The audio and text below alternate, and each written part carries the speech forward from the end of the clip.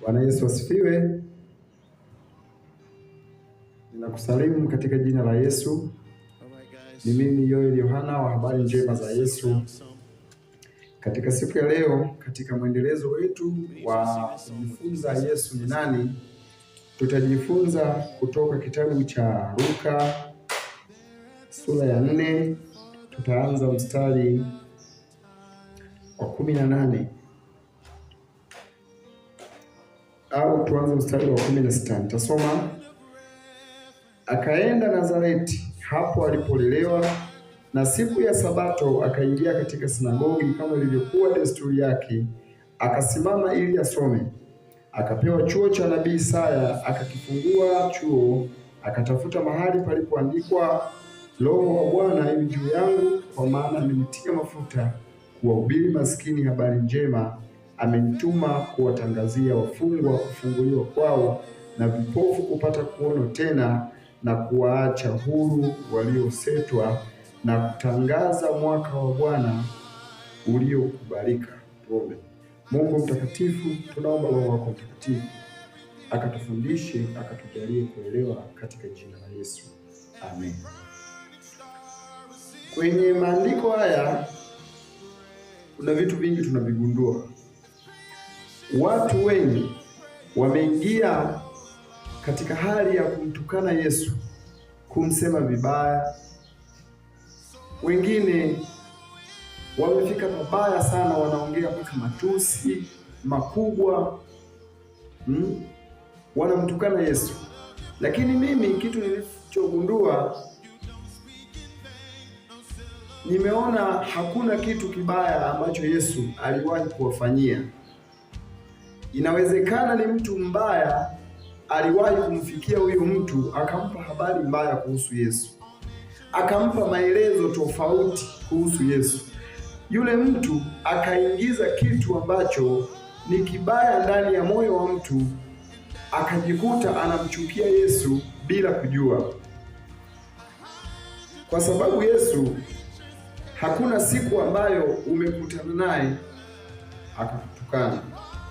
Hakuna siku ambayo Yesu amekusema vibaya, lakini umejikuta tu unamsema vibaya, unawasema vibaya watumishi wake,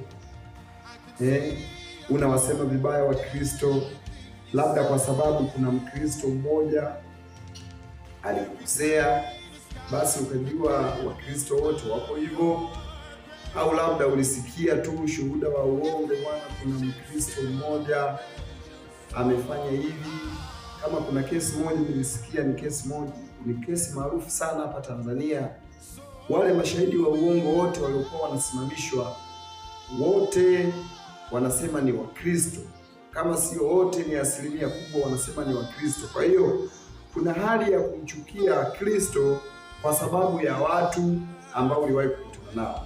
Lakini mimi nimeangalia katika maandiko mambo ambayo Yesu alitumwa aje ayafanye, nikagundua kama wote tungekuwa tunajua kama hiki ndicho kilichomleta, basi tusingetamani kusikia mtu anamtukana, anamsema vibaya au kumsimanga kwa vyovyote vile. Imesema kwenye Luka sura ya 4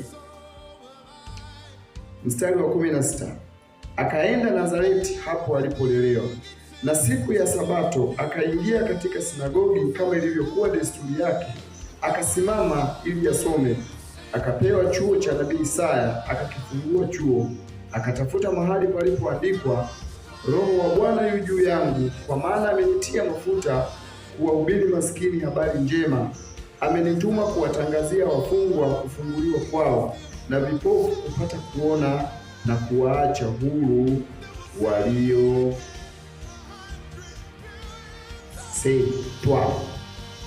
Lakini pia 19, na kutangaza mwaka wa Bwana uliokubaliwa.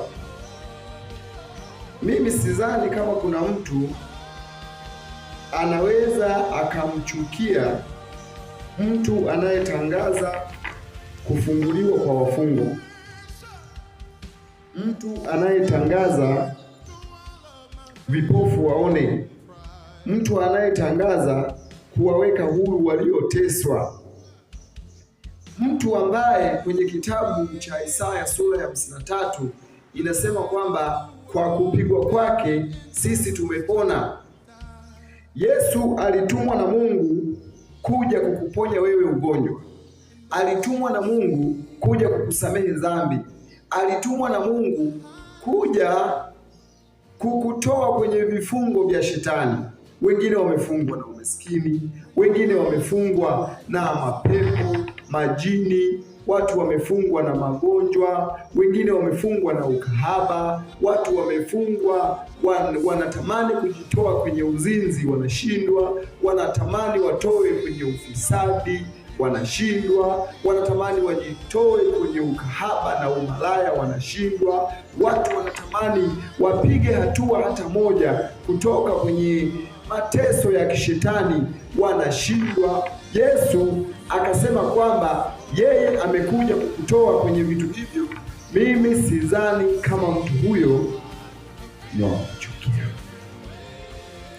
Rafiki yangu, inawezekana haumjui Yesu vizuri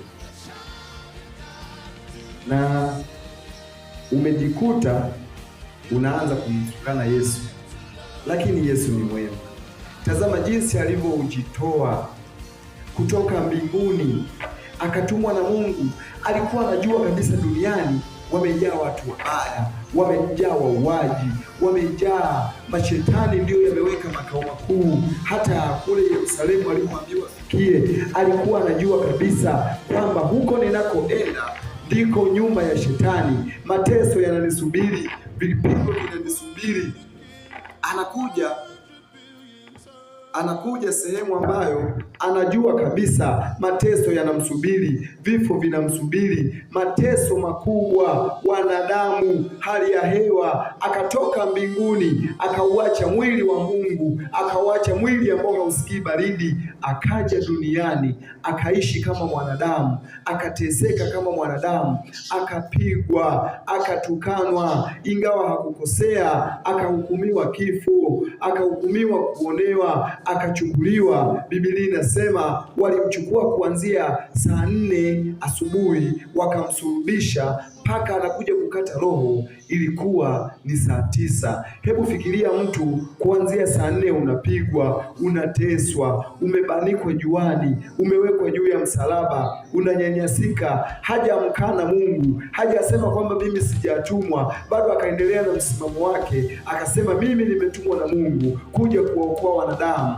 Na ilipofika saa 9 akapaza sauti yake, imekwisha, akaitoa roho yake. Biblia inasema yeye mwenyewe, Biblia imesema alikuja kuchukua udhaifu wetu, alikuja kuitoa nafsi yetu, kuitoa nafsi yake kwa ajili ya nafsi yetu, kutoa utajiri wake ili sisi tuliokuwa maskini sasa tuwe tajiri, sisi tuliokuwa wagonjwa sasa tupone, sisi tuliokuwa hatuna ufahamu kichwa chetu tumefika sehemu hatuelewi, akavalishwa taji la miiba, akapigwa kichwani, damu ikamwagika, ufahamu wetu ukafunguka, akili zikarudi tena. Watu waliokuwa wamefungwa na shetani katika kuwaza wakafunguliwa tena, wakawekwa huru tena. Yesu akajitoa, akakamilisha wokovu, akatusamehe dhambi. Pamoja na hayo yote hakutuhukumu wanadamu, akatimiza maandiko, kwa maana jinsi hii Mungu alimpenda ulimwengu hata akamtoa mwanawe wa pekee, ili kila mtu amwaminie asipotee, bali awe na uzima wa milele. Akatuhakikishia tunapata uzima wa milele. Tazama upendo huo, tazama uwezo huo ambao unaweza ukamfanya mtu akafa, akaingia katika hali ya kufa, na katika kufa bado anapewa nafasi, labda atakana, bado hakukana, akafika sehemu akakata roho kwa ajili yetu. Mtu huyu sio wa kutukana, sio mtu wa kumsema vibaya, ni mwokozi wako, yeye ni mtetezi wako, yeye alikuja kwa ajili yako, alikuja kukuokoa, alikuja kukutoa dhambini, alikuja kukusaidia. Mtu huyo ametumwa kuja kukusaidia, sio mtu wa kumtukana, sio mtu wa kumsema vibaya. Biblia imesema wazi, Roho wa Bwana yu juu yangu, kwa kuwa amenitia mafuta Mungu amemtuma Yesu ili aje akuponye ugonjwa wewe, aje akufutie dhambi wewe, aje akuhesabie haki wewe, aje akukute mahali umesoma, una vyeti, unahangaika kutafuta kazi, halafu yeye anaingia hapo, anaenda kukusaidia kutafuta kazi. Amekukuta shuleni unasoma, hauna akili, hauelewi, alafu unakutana na mtu anakuongoza habari za Yesu. Mara tu ukiziamini, ile hali ya ujinga, hali ya kuchoka na kukata tamaa ndani ya akili zako inaondoka. Unaanza kuona kumbe inawezekana na mimi kuelewa, inawezekana na mimi kumaliza la 7, inawezekana na mimi kufaulu form 4, inawezekana na mimi kufaulu advance, inawezekana na mimi kwenda chuo kikuu, inawezekana. Anakupa matumaini ambayo hayana masharti. Yesu amejitolea kwa ajili yako, anakupenda kwa kufikia kiwango cha kutoa uhai wake kwa ajili ya maisha yako. Mtu mmoja akasema, kama Yesu angekuona duniani upo peke yako na ikahitajika kuja kufa, angekuja hata kwa ajili yako wewe, kaka, wewe dada, wewe mama, baba. Angekuja kwa ajili yako peke yako, angeteseka kwa ajili yako peke yako. Usione tu kwamba Yesu ni mwokozi wa ulimwengu, lakini ni mwokozi wako. Alikuja kukuokoa wewe kwa jina lako, kwa familia yako, akakuchagua, akakusamehe dhambi, akasema huyu ni mwanangu, akafa kwa ajili yako. Ni upendo wa aina gani? Kitabu cha Yohana wa kwanza sura ya 3. Yohana wa kwanza sura ya 3 na mstari wa kwanza.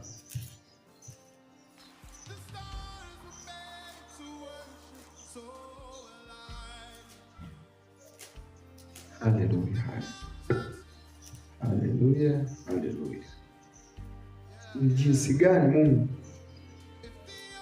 anapenda kupita kawaida. Biblia inasema, waraka wa kwanza wa Yohana sura ya 3 mstari wa kwanza, tazameni ni pendo la namna gani alilotupa Baba kwamba tuitwe wana wa Mungu, na ndivyo tulivyo. Kwa sababu hii ulimwengu haututambui kwa kuwa haukumtambua yeye.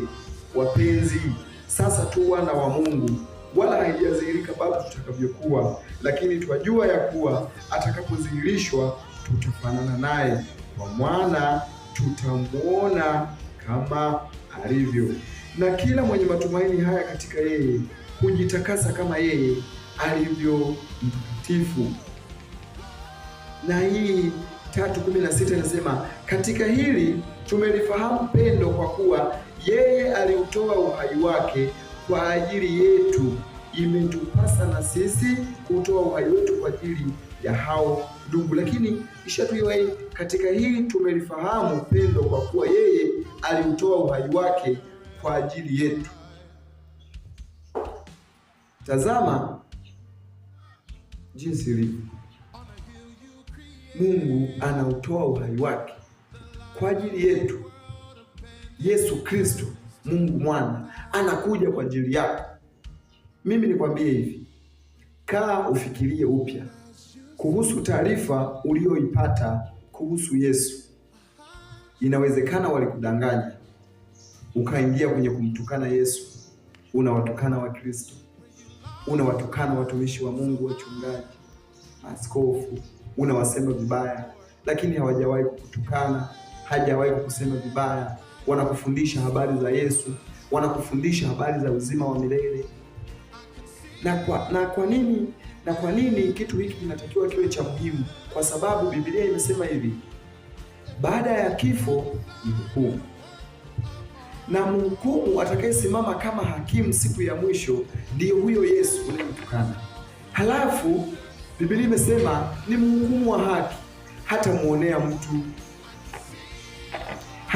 hata mshtaki mtu,